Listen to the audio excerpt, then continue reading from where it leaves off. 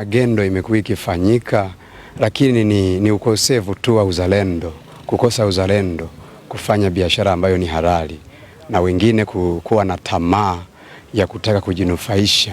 Wananchi wote wafuate taratibu na inapowezekana watoe taarifa kwa serikali ili tuendelee kujenga uchumi imara wa mkoa wetu na nchi kwa ujumla.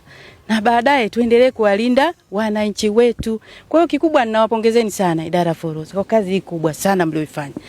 Na kwa sisi kama serikali tutaendelea kuwa imara.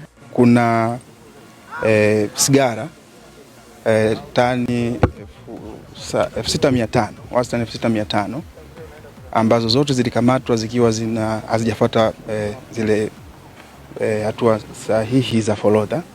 Lakini pili, tuna madawa ya binadamu ambayo pia yalikamatwa yameingiza kwa njia za magendo. Tuna vipodozi, lakini pia tuna vifungashio, mifuko ya plastiki ambayo pia imeingia nchini kwa njia za magendo. Sasa changamoto hii imekuwa ni kubwa kwa mpaka wetu, hasa kupitia Silali.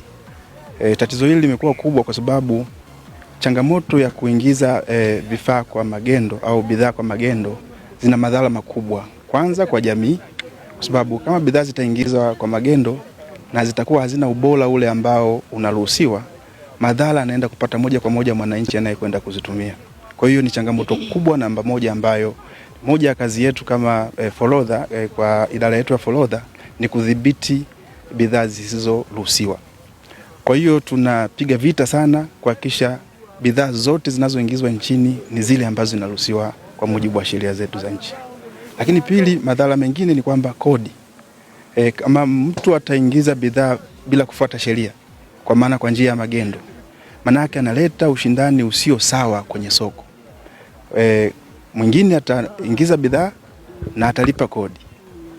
Alafu yule ambaye ataingiza bidhaa bila kulipa kodi, maana yake atauza kwa bei ya chini. Hivyo ataharibu mtiririko mzima ule wa biashara.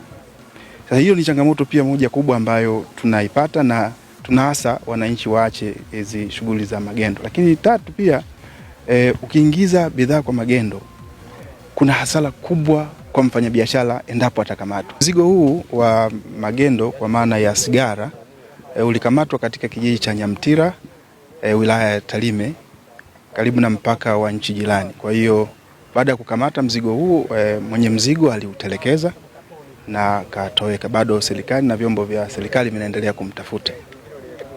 Magendo yanaendelea kupungua kwa sababu pia tunatumia njia mbalimbali, hasa hususan njia ya kutoa elimu kwa makundi mbalimbali. Tunakutana na makundi mbalimbali kuwaelimisha kuhusu madhara ya magendo, lakini pia kuona ule uzalendo kwa ajili ya kujenga taifa letu.